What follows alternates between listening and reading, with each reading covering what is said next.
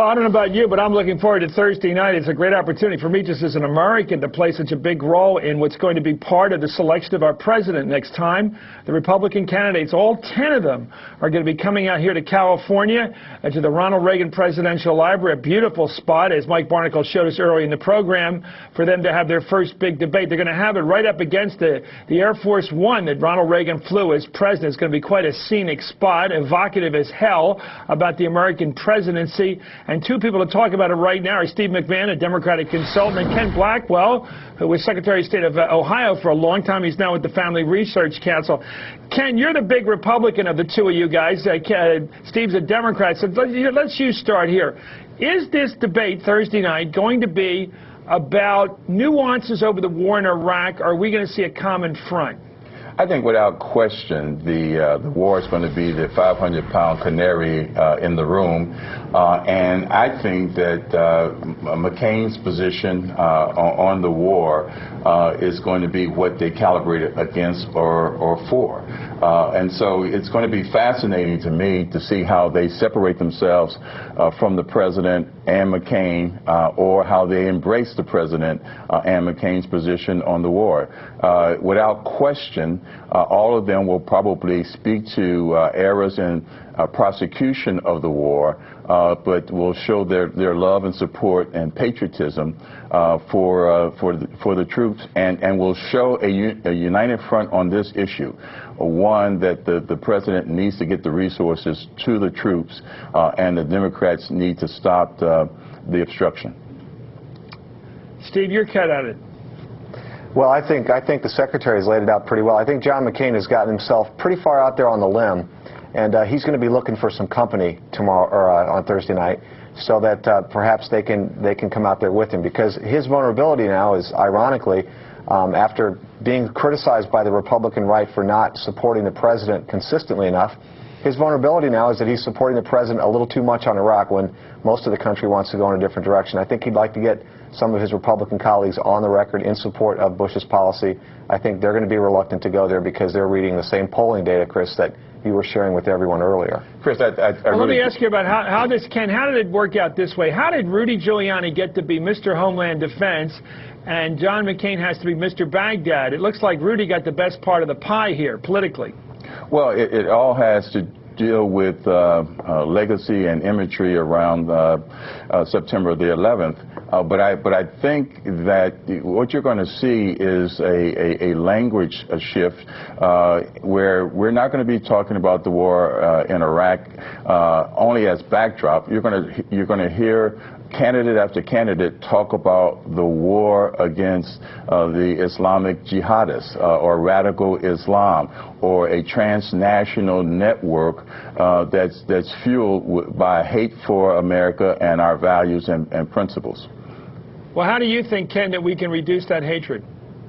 Well, the fact is that we in fact have to realize that we have been in a sustained struggle against a network of terrorists that have been fueled by. Yeah, but I'm asking you a direct question. I'm asking you a simple question. How do you reduce the hatred? We have to win that confrontation, Chris. I mean, that's a fact.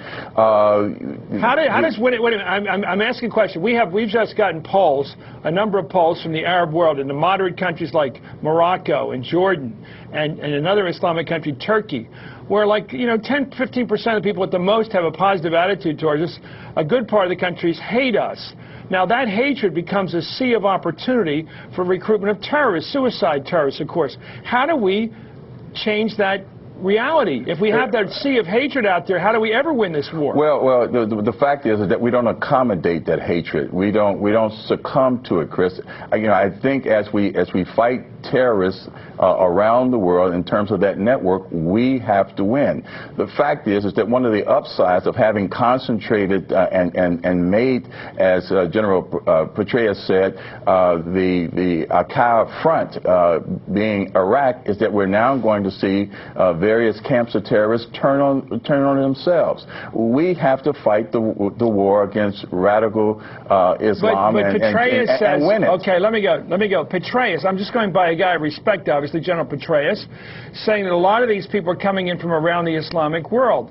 As long as there's a continual flow of people willing to commit suicide, to kill our troops and to kill Shia or Sunni, to get involved in that civil war over there, how do we ever end the war if there's an unlimited flow of people from 1 billion people who are Islamic in this world? If they have an endless sea of people that want to kill themselves to get to us, how can you, quote, win a war, Ken? I don't get the theory here. Well, Chris, we do have to win the war against the terrorists, but it is not a linear approach. It's an approach that is political, it is diplomatic, and it is cultural. And I think I agree fighting it on all of those fronts, we can do it. I agree with you. I think well said. Let me ask you, Steve, let me ask you about the battle. Are the Democrats confident that if they do cut off the money, that the American people won't turn on them and say, you know, we did want these date lines to get out of that country. We do think we ought to end this war, but you can't cut off the equipment and the food and everything else going to troops? Well, I don't think there's any Democrats that are talking about cutting off equipment and food, Chris. Well, if the president vetoes this bill, there isn't anything going to the troops. Well, there's going to be another bill, and the other bill will have a different set of benchmarks on it. Even the Republicans now, Congressman Boehner, Congressman Blunt, Congressman Iglesias from South Carolina, are talking about different forms of benchmarks to hold the Iraqi government accountable. And however it happens, whether it's funding or whether it's some other benchmark, the American people are ready for this Congress to take a stand and say enough is enough, no more blank checks. There are going to be some accountability. And the Republicans, by the way, are reading the same polls, Chris, that you are. And the guys who have to actually run for re-election, not the president, but the people who have actually put their names on the ballot, are deeply concerned about the course of this war, deeply concerned about the president's commitment to it. But I tell you, I just wonder when the worm turns and it becomes not the issue where you stand on the war, but whether you funded the troops adequately or not, and whether the president doesn't have that ace in the hole to say, wait a minute, the money runs out May 15th. Where's the bill?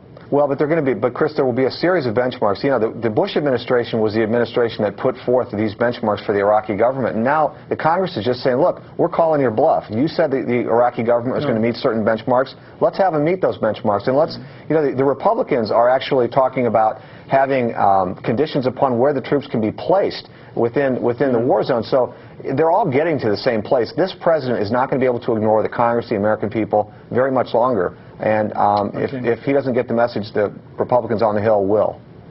Okay, thank you very much, Steve McCain. Thank you very much, Secretary of State Ken Blackwell, now with the Family Research Council.